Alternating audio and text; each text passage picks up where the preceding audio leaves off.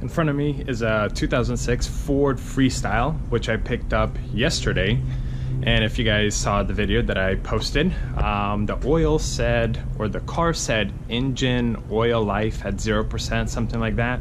So I'm gonna clean up the car right now, and then I'm gonna change the oil on it. If you guys see in this little area, I have a handful of filters, 5-6 filters. And then on this side of the garage, I have all my car cleaning stuff, tire shine, interior pieces that I use, label removers, and then right here I have my oil. A little bit lower I have more oil. What I'm happy about is I already have a filter for this car, so I'm gonna save myself a trip and I'm gonna change the oil. It honestly shouldn't take too long. The car ran for a little bit, not too long. I'm gonna clean it up right now. It'll take me maybe 10-15 minutes. I'm gonna change out of this because I'm gonna climb underneath the car, and we're gonna get started on doing an oil change on a 2006 Ford Freestyle. For the sake of time, I prepped everything, got the car picked up, got my tools, got the oil, got everything where it needs to be, and we are going to get started. First, we need to find where to drain the oil. That's right under the vehicle. You'll see it right here. The drain plug is right there. You'll need a 15mm socket to get that off. There we go. 15mm drain plug. Oil is definitely very dirty, and someone tightened this pretty hard. But so far, very clean drain. Usually what I do, once the oil drains, I'll clean up the area and I'll put the drain plug back in, and then I will start working on the filter. And just a little bit in front of the oil pan is the oil filter, which is right here. So I'm gonna undo that and then let whatever remaining oil is in the filter drain out, put the new one back in, and refill it. Don't ever over tighten your filters. If a shop does this, I mean, like, this is just ridiculous. This is so dumb.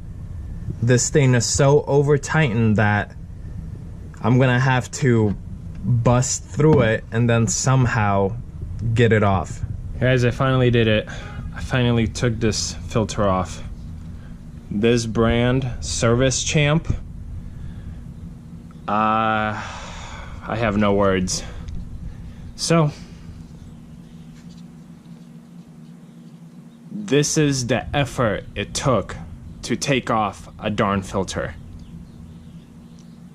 I feel like my hands are shaking. I am extremely agitated. Hands down, this has been the hardest oil filter that I had to ever take off. Thankfully, it was in a fairly reachable spot. This was so much harder than it needed to be. Unbelievable. Honestly, my mind is just blown. On a happier note, I can put a new oil filter in there, tighten everything up, and pour the new oil in, and be done with this and just move on. This was so unnecessary.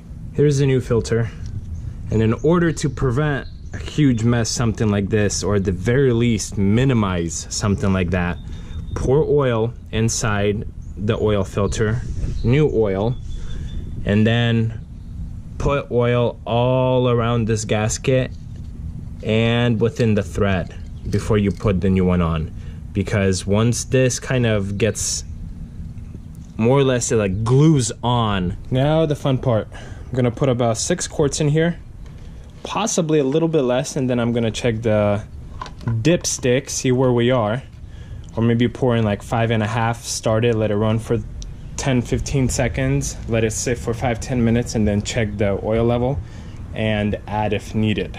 All right guys, I put in probably 5.6, 5.7 quarts of oil, let it run for a little bit. It's been sitting for the last 5 minutes, maybe a little bit more. Oil level seems okay, maybe a little bit on the lower side. So I'm gonna let it sit for a little bit more and then possibly add 0.3 quarts or something to make it an even 6. You guys saw the procedure. This one definitely took a lot longer than it should have. A typical oil change like this will take about 15 minutes to complete, start to finish. I struggled for probably hour and a half with that darn filter.